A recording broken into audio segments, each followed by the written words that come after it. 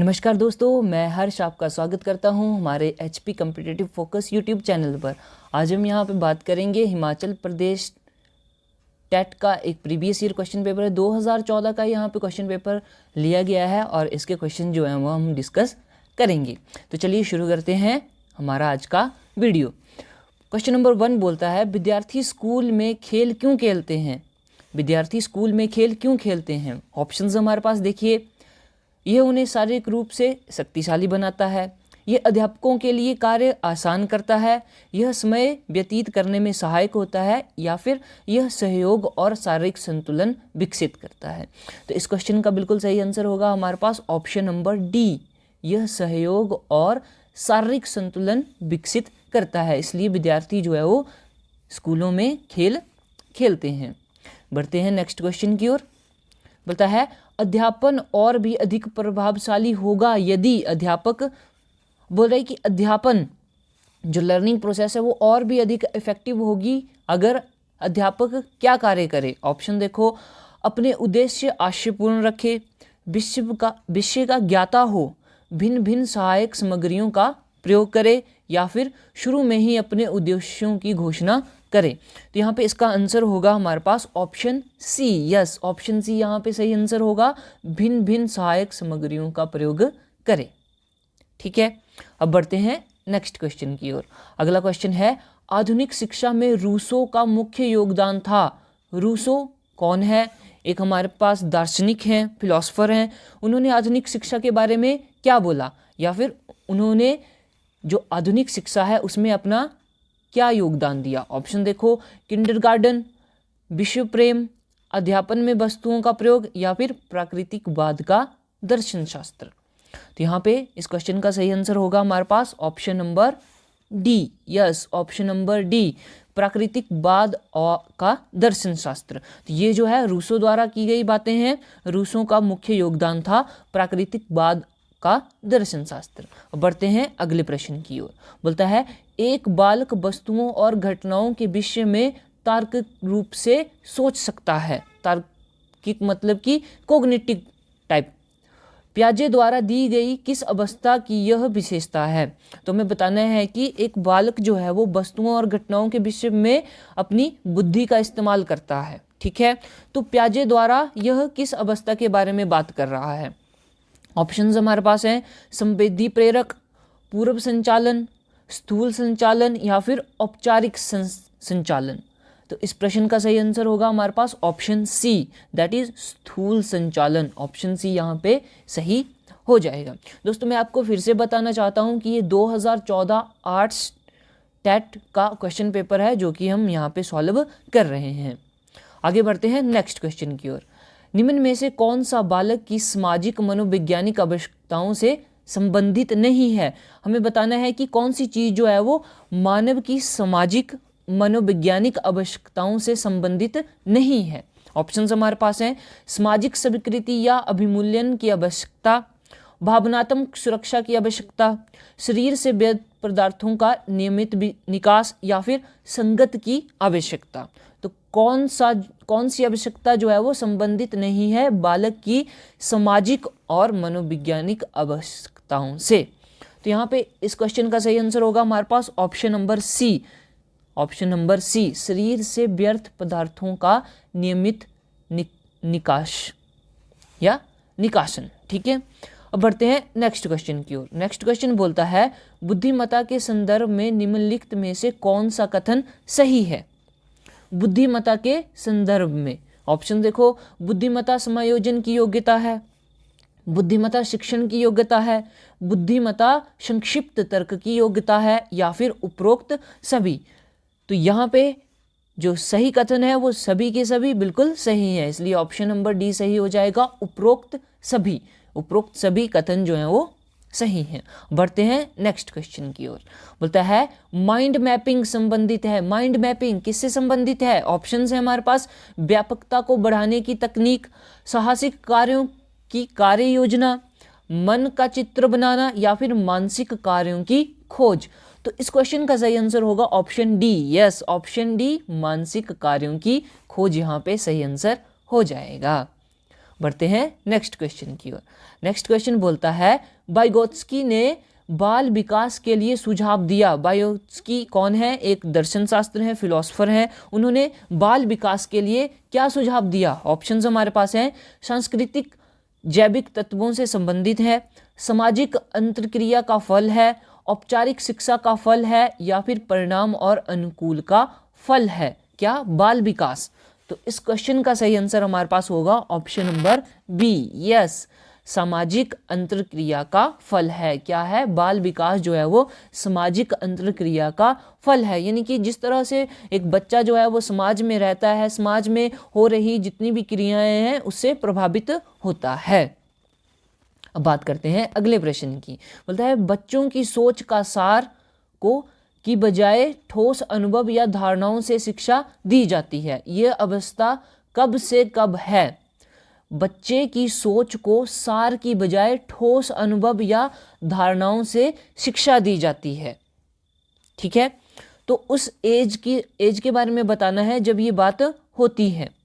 Options है 7 से 12 वर्ष, 12 से प्रौढ़ावस्था, 2 से 7 वर्ष, या फिर जन्म से 2 वर्ष। तो इस क्वेश्चन का सही आंसर होगा हमारे पास option A, yes, option A, that is 7 से 12 वर्ष के बीच में। ठीक है, अब बढ़ते हैं अगले प्रश्न की ओर। अगला प्रश्न हमारे पास है क्वेश्चन नंबर 10। अध्यापक का मुख्य कार्य है। अध्यापक का मुख्य कार्य क्या है? ऑप्शंस हमारे पास हैं, अध्यापन कार्य का प्रबंध करना, कक्षा में भाषण देना, बच्चों की देखभाल करना, या फिर बच्चों का मूल्यांकन करना। तो अध्यापक का एक मुख्य कारण के बारे में बात कर रहा है, तो यहाँ पे ऑप्शन नंबर ए सही हो जाएगा। अध्यापन कार्य का प्रबंध करना, यानी कि उसको किस तरह से बच्चों को पढ़ाना है, किस तरह से टीच करना है, उस सभी जो भी सामग्री वहाँ पे यूज होगी उस सभी सामग्री का प्रबंध करना। बढ़ते हैं नेक्स्ट क्वेश्चन की ओर। बोलता है आप अध्यापन व्यवसाय पसंद करते हैं। ठीक है, क्यों करते हैं? इनमें कम उत्तरदायित्व होते हैं, आपकी इनमें रुचि है, यह आसान है, या फिर यह आपको अधिक छुट्टियां देता है। तो आप टीचिंग व्यवसाय क्यों पसंद करते हैं? ऑप्शंस हमने देख लिए, तो इसका सही आंसर हमारे पास होगा ऑप्शन बी, क्योंकि इसमें हमारी रुचि होती है, इसमें अध्यापक की रुचि होती है कि वो बच्चों को टीच करेगा, इसलिए वो अपना व्यवसाय चुनता है अध्यापन। ठीक है, अब बढ़ते हैं नेक्स्ट क्वेश्चन की ओर। यदि एक अध्यापक के रूप में आप एक संस्थान में शामिल होते ही जहां व्यवस्था में किसी बदलाव का जोरदार विरोध होता है तो आप क्या करोगे? बोलता है कि आप एक अध्यापक हैं, ठीक है, आप एक संस्थान में, एक इंस्टीट्यूट में जॉब कर रहे हैं जहां की व्यवस्था में जोरदार बदलाव होता है, या फिर उस व्यवस्था में बदलाव के लिए जोरदार विरोध होता है, तो आप क्या करोगे? बोलता है वातावरण के आगे झुक जाओगे, अपनी श्रेष्ठता दिखाने की कोशिश करोगे, प्रधानाचार्य को नए तरीके और तकनीक के विषय में जागरूक करना और स्टाफ को विश्वास लेना, या फिर पुराने तरीकों की आलोचना शुरू कर देना। तो यहाँ पे क्या सही आंसर हो जाएगा हमारे पास? ऑप्शन नंबर सी यहाँ पे सही हो जाएगा, option C, option number C यहाँ पे सही हो जाएगा। प्रधानाचार्य को हम नए तरीकों से अवगत कराएंगे और साथ में ही स्टाफ को भी उन विषय के बारे में बताएंगे कि ये बातें जो हैं वो सही है, ये बातें जो हैं वो गलत हैं। इस प्रकार से आप उनमें विश्वास रखोगे, आप अपना विश्वास उनमें बनाओगे और आपका काम जो है वो हो जाएगा। आगे बात करते हैं अगले प्रश्न की। अगला प्रश्न हमारे पास क्या है? बोलता है अपने नए विचारों से भरी नई पुस्तक पढ़ी है। आपने नए विचारों से भरी हुई पुस्तक पढ़ी है, तो आप क्या करोगे? ऑप्शंस हमारे पास, इन विचारों को स्वयं तक रखोगे, इन विचारों को अपने परिवार के सदस्यों के साथ साझा करोगे, या फिर इन विचारों को अपनी पसंद के विद्यार्थियों के साथ साझा करोगे। और लास्ट ऑप्शन है इन विचारों को अपनी कक्षा के साथ साझा करोगे। तो इस क्वेश्चन का सही आंसर होगा ऑप्शन नंबर डी, यस, इन विचारों को अपनी कक्षा के साथ साझा करोगे। इनकी जो भी आपको नॉलेज उस पुस्तक से मिली है तो वो आप क्या करोगे? उस नॉलेज को दूसरों को भी देंगे, ठीक है, उस नॉलेज को दूसरों तक भी पहुंचाओगे। तो यहाँ पे सही हो जाएगा इन विचारों को अपनी कक्षा के साथ साझा करोगे, ताकि वह भी इन विचारों को ग्रहण कर सके। बढ़ते हैं नेक्स्ट क्वेश्चन की ओर। अच्छे नागरिक के गुण सिखाने के लिए क्या किया जाना चाहिए? ठीक है, एक अच्छे नागरिक के गुण सिखाने के लिए, एक नागरिक है उसको गुण सिखाने के लिए आपको क्या करना चाहिए? ऑप्शंस हमारे पास हैं। उन्हें कुछ समय के लिए सामूहिक रूप से कार्य करने का अवसर दिया जाना चाहिए, उन्हें महान व्यक्तियों की जीवनियां पढ़ने के लिए कहा जाना चाहिए, या फिर अध्यापकों को नागरिकता पर भाषण देना चाहिए, या फिर सामूहिक कार्यों से अभिदान इकट्ठा किया जाना चाहिए। तो यहाँ पे सही आंसर होगा ऑप्शन ए। ऑप्शन ए, उन्हें कुछ समय के लिए सामूहिक रूप से कार्य करने का अवसर दिया जाना चाहिए। अब बढ़ते हैं अगले प्रश्न की ओर। अगला प्रश्न है, यदि आप स्कूल खोलते हो, यदि आप एक स्कूल खोलते हो, आप जेल बंद करते हो, इसका अर्थ है कि, ऑप्शन देखो, उस स्कूल भूमि पर बनाए जाने चाहिए जहां जेलें हो, स्कूल उस भूमि पर बनाए जाने चाहिए जहां पे जेलें हो, या फिर शिक्षा का प्रसार अपराध खत्म करना है, स्कूल के बच्चे जेल की इमारतों पर पत्थर फेंकते हैं, स्कूल खोलने के कारण जेल अधिकारियों को दुख होता है। तो यहाँ से सिंपल सी बात है कि अगर आप शिक्षा का प्रसार करोगे तो अपराध कम होंगे, अपराध कम होंगे तो हमें जेलों की ज़रूरत नहीं पड़ेगी। तो ऑप्शन बी यहाँ पे सही हो जाएगा। ऑप्शन बी, दैट इज़ शिक्षा का प्रसार अपराध खत्म करना है। ठीक है, अब बढ़ते हैं अगले प्रश्न की ओर।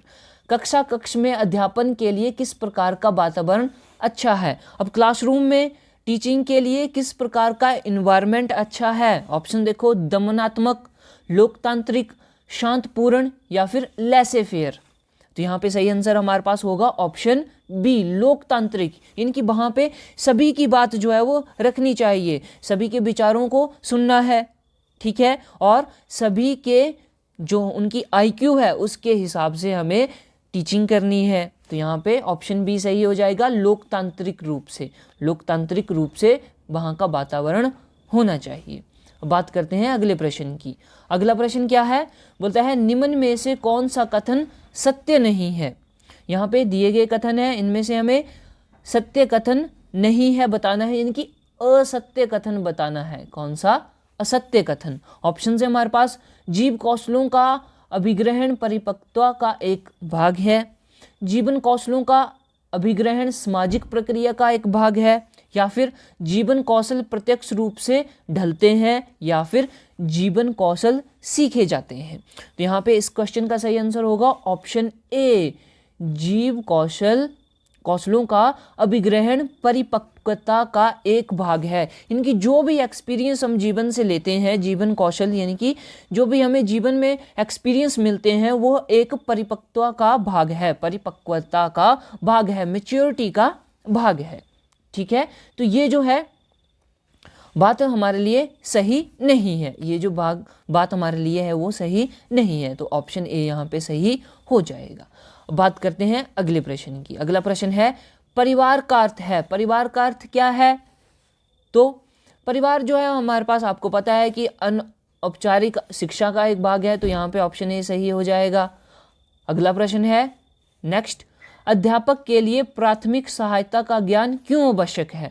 एक अध्यापक है उसके लिए प्राथमिक सहायता जो है वो बच्चों को दी जाती है, उसका ज्ञान उसके लिए क्यों आवश्यक है? ऑप्शंस, विद्यार्थियों को किसी भी समय प्राथमिक सहायता की आवश्यकता पड़ जाती है, ठीक है, अध्यापक को इसकी आवश्यकता अपने स्वास्थ्य के लिए है, बच्चों के इलाज के लिए जो खेल मैदान में घायल हो जाते हैं, या फिर यह अध्यापक के ज्ञान वृद्धि करता है।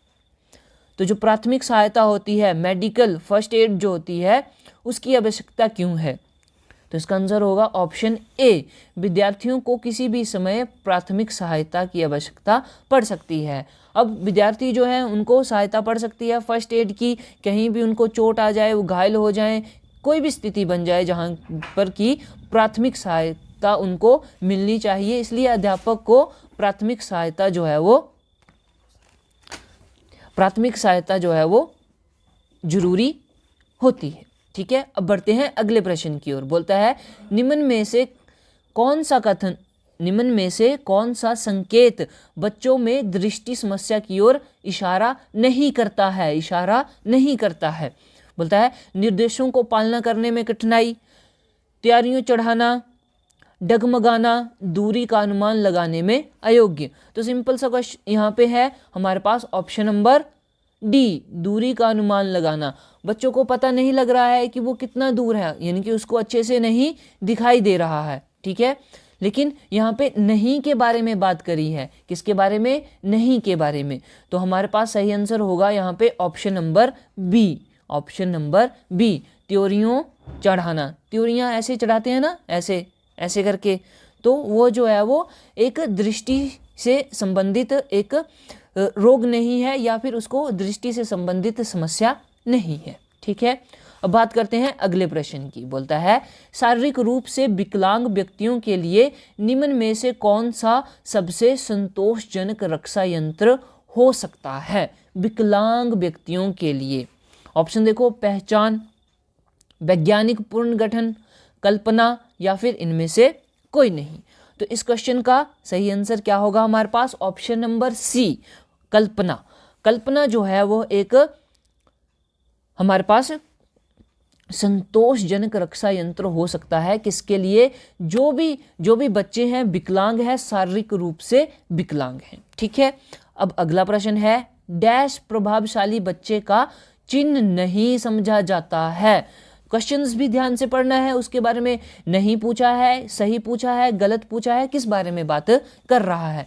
तो प्रभावशाली बच्चे के चिन्ह के बारे में नहीं बताना है। ऑप्शन देखो, रचनात्मक विचार, दूसरों से झगड़ा, अभिव्यक्ति में नवीनता, या फिर जिज्ञासा। तो इस प्रश्न का सही आंसर होगा ऑप्शन बी, दूसरों से झगड़ा। दूसरों से झगड़ा करना प्रभावशाली बच्चे का एक चिन्ह नहीं समझा जाता है।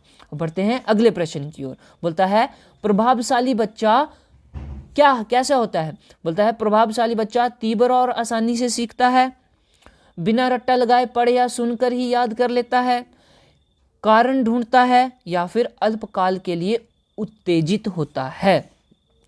तो यहाँ पे प्रभावशाली बच्चा, इसका सही आंसर हमारे पास होगा ऑप्शन नंबर बी, बिना रट्टा लगाए पढ़ या सुनकर ही याद कर लेता है, ठीक है।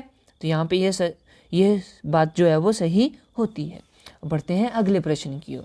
बोलता है विद्यार्थियों को कक्षा में क्या सक्रिय और सचेत बनाता है। विद्यार्थियों को कक्षा में क्या सक्रिय यानी कि एक्टिव और सचेत बनाता है। ऑप्शन देखो, प्रभावशाली व्याख्यान, प्रस्तुति से भिन्नता, उदाहरणें, या फिर रंगीन आलेख।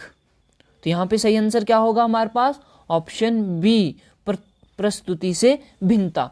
तो जो प्रस्तुति है, जिस तरह से टीचर जो है वो अपना मटेरियल, टीचिंग लर्निंग मटेरियल प्रस्तुत कर रहा है, उसमें चेंजेस हैं, भिन्नता है, तो वो बच्चे को सक्रिय बनाता है कि हमारा टीचर जो है वो अलग अलग प्रकार के एग्जाम्पल्स दे रहा है, भिन्नता दिखा रहा है, तो वो बच्चे को सक्रिय बनाता है, सचेत बनाता है। आगे बात करते हैं नेक्स्ट क्वेश्चन की। अध्यापक को अंक देने में उदार होना चाहिए, यानी कि अध्यापक को किस तरह से अंक देने चाहिए, सही, आंशिक गलत, या फिर गलत। तो इस क्वेश्चन का सही आंसर होगा ऑप्शन डी, गलत, यानी कि उसको गलत अंक नहीं देने चाहिए, ठीक है। अब बात करते हैं अगले प्रश्न की ओर। अगला प्रश्न है, अध्यापक द्वारा निर्देशित पुस्तकों में से पढ़ाए गए प्रश्नों को जब कोई विद्यार्थी अलग ढंग से हल करने की कोशिश करता है तो इन विद्यार्थियों को किया जाना चाहिए। ऑप्शन देखो, विषय पर कुछ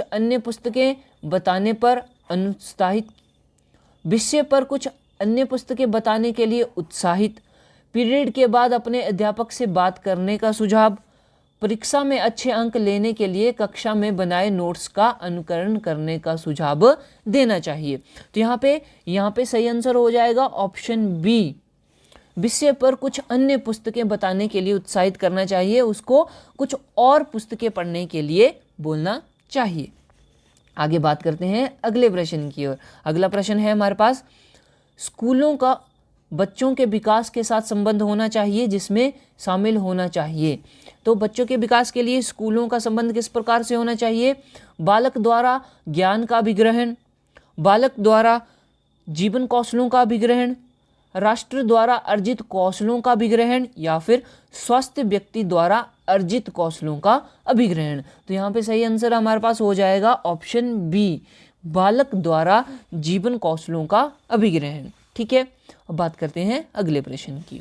बोलता है श्यामपट्ट यानी कि ब्लैक बोर्ड को सहायक सामग्री के किस समूह सूची में शामिल किया जा सकता है?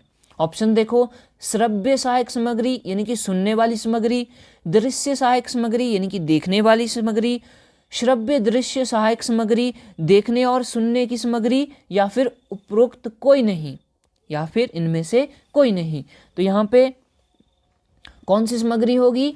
दृश्य सहायक सामग्री यानी कि देखने वाली सामग्री। ठीक है, तो बच्चे को क्या है, जब वो ब्लैक बोर्ड की तरफ देखेगा, ध्यान लगाएगा, तभी उसको बातें समझ में आएंगी कि टीचर जो है वो ब्लैक बोर्ड पर क्या लिख रहा है, क्या बताना चाह रहा है।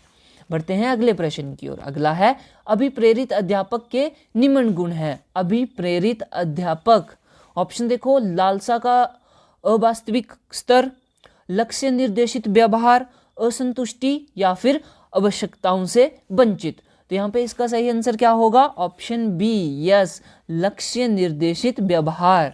तो एक अभिप्रेरित अध्यापक का गुण हो सकता है क्या? लक्ष्य निर्देशित व्यवहार। बढ़ते हैं अगले प्रश्न की ओर। अगला प्रश्न है हमारे पास, आप कक्षा में एक विषय पर पढ़ा रहे हो। ठीक है, आप क्या है, कक्षा में एक विषय पर पढ़ा रहे हैं। ठीक है, और एक विद्यार्थी विषय से असंबंधित प्रश्न पूछता है, और वो कोई बच्चा है, कोई विद्यार्थी है, वो आपसे विषय से हटकर प्रश्न पूछता है। तो आप क्या करोगे? ऑप्शन देखो, आप उसे असंबंधित प्रश्न पूछने की आज्ञा दोगे, आप उसे असंबंधित प्रश्न पूछने की आज्ञा नहीं दोगे, आप इसे अनुशासनहीनता समझोगे और उसे दंड दोगे, या फिर आप कक्षा के बाद प्रश्न का उत्तर दोगे। तो यहाँ पे क्या आंसर हमारे पास सही होगा? ऑप्शन डी, ऑप्शन डी सही होगा। आप उसे कक्षा के बाद उसके प्रश्न का आंसर देंगे। ठीक है, तो दोस्तों ये था हमारे पास आज का पार्ट। हमने यहाँ पे साइकोलॉजी, मनोविज्ञान के क्वेश्चंस हल किए। ठीक है, और उम्मीद करता हूँ कि आपके लिए बहुत ही हेल्पफुल रहेंगे। इसी प्रकार हम आपके लिए वीडियोस लेके आएंगे। नेक्स्ट पार्ट में हम जनरल अवेयरनेस और करंट अफेयर इन्वायरमेंट वाला पोर्शन जो है वो उसको हल करेंगे, और इसी तरह जितने भी सेक्शन होंगे एग्जाम्स में उन सभी को हल करेंगे। तो दोस्तों सब्सक्राइब ज़रूर करें हमारा चैनल, हमारी वीडियो भी लाइक करें, और साथ में सब्सक्राइब भी करें हमारा यूट्यूब चैनल। मिलते हैं नेक्स्ट वीडियो में, तब तक के लिए टेक केयर।